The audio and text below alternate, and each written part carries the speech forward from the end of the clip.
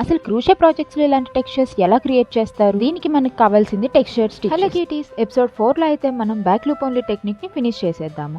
మీరు నా previous videos ని ఫాలో అయితే కనుక ఇప్పటికే మీకు టెక్నిక్ అనేది అర్థమైపోయి ఉంటుంది.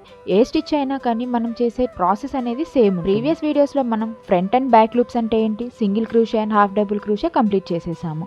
సేమ్ వేలో ఈరోజు డబుల్ అండ్ ట్రిపుల్ క్రూషియస్ ని ఎలా చేయాలో చూసేద్దాం. మనకి డబుల్ అండ్ ట్రిపుల్ క్రూషియా స్టిచెస్ ఎలా చేయాలో వస్తే చాలు. బ్యాక్ లూప్ ఓన్లీ టెక్నిక్ అనేది చాలా easy. Front and back loops ని ఐడెంటిఫై చేసేసి బ్యాక్ లూప్ లో డబుల్ ఆర్ ట్రిపుల్ క్రూషియా మనకి ఏ స్టిచ్ కావాలి అంటే ఆ స్టిచ్ వేసేసుకొని టెక్స్చర్స్ అనేది క్రియేట్ చేసుకుంటాము.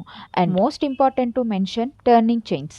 టర్నింగ్ చైన్స్ అనేవి మనం బ్యాక్ లూప్ ఓన్లీ చేసినా, ఫ్రంట్ లూప్ ఓన్లీ చేసినా, ట్రెడిషనల్ స్క్వేర్స్ చేసినా కానీ ఏమీ చేంజ్ అవ్వవు. అవే డబుల్ క్రూషియాకి 3 చైన్స్, ట్రిపుల్ క్రూషియాకి 4 చైన్స్. టెక్స్చర్ స్టిచెస్ క్రియేట్ చేయడంలో we have done with our first step. Next video నుంచి ఫ్రంట్ లూప్ ఓన్లీ టెక్నిక్ లో ఎవ్రీ స్టిచ్ ని ఎలా క్రియేట్ చేస్తామనేది చూసేద్దాం. మీకు ఇంకేమన్నా డౌట్స్ అరైజ్ అయితే నాకు కామెంట్ చేసేయండి. Okay, by cuties.